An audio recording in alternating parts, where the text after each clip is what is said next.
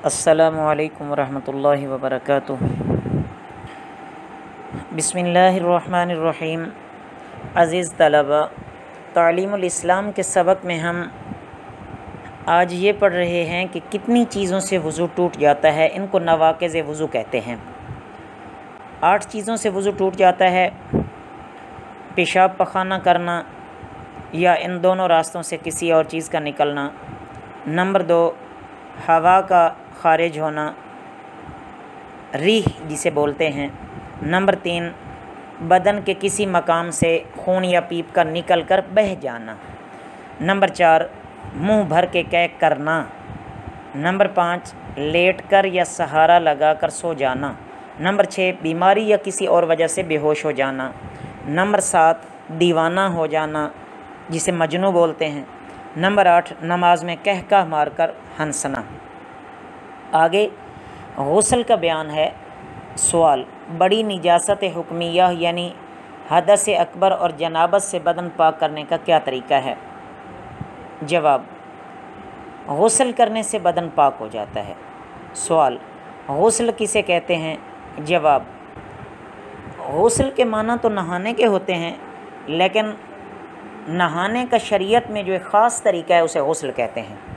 गुस्ल का क्या तरीका है? जवाब, अव्वल दोनों हाथ घुटनों तक धो ले, फिर इस्तिंजा करे और बदन से हकीकी निजासत धो डाले, फिर वज़ू करे, नमाज वाला वज़ू।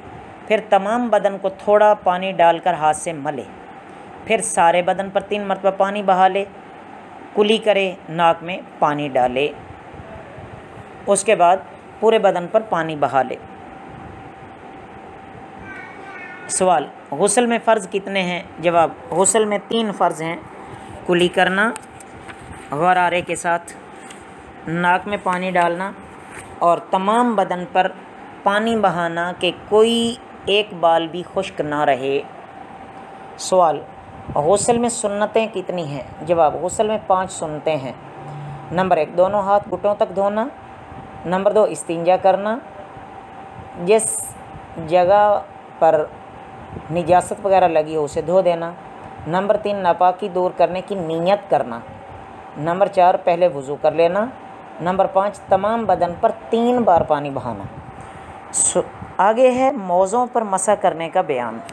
सवाल, किस किस्म के मौज़ों पर मसा करना जायज़ है?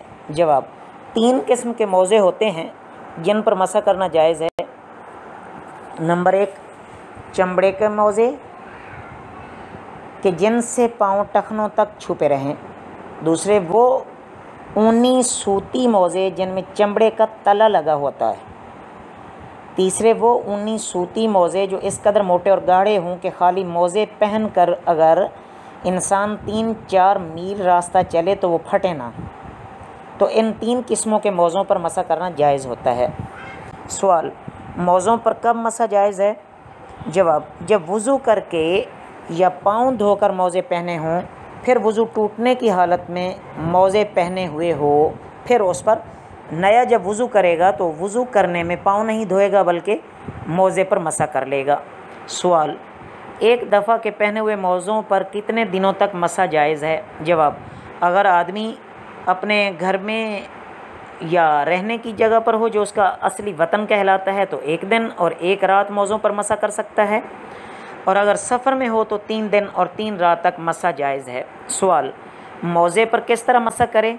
जवाब, नीचे से ऊपर की तरफ, यानी जो उंगलियों के ऊपर वाली साइड है उससे पीछे पिंडली की तरफ खींचना चाहिए कि ऊपर की तरफ करना चाहिए। तलवों की तरफ या एड़ी की तरफ मसा करने से मसा नहीं होता, यानी पाँव के तलवों की तरफ से मसा नहीं करना होता बल्कि ऊपर वाली तरफ से मसा करना होता है। सवाल, वज़ू और गुस्ल दोनों में मौज़ों पर मसा जायज़ है या नहीं? जवाब, वज़ू में मौज़ों का मसा जायज़ है, गुस्ल में नहीं।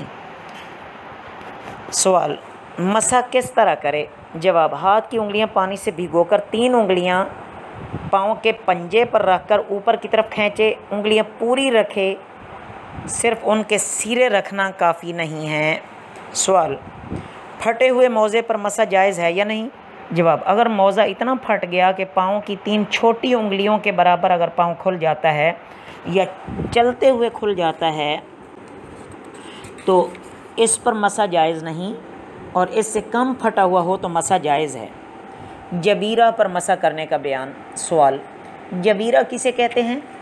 तो अज़ीज़ तलबा, जबीरा वो लकड़ी होती है जो टूटी हुई हड्डी को दुरुस्त करने के लिए बांधी जाती है, मगर यहाँ जबीरा से वो लकड़ी या ज़ख़म की पट्टी या मरहम का फाया जो भी हो वो उमूम है, वही मुराद हो सकता है। सवाल, इस लकड़ी या पट्टी या फाया पर मसा करने का क्या हुक्म है? जवाब, अगर इस लकड़ी या पट्टी का खोलना और फाया का उखाड़ना वगैरह नुकसान पहुँचाए या सख्त तकलीफ़ होती हो तो इस लकड़ी और पट्टी और फाया के ऊपर से मसा कर लेना जायज़ है।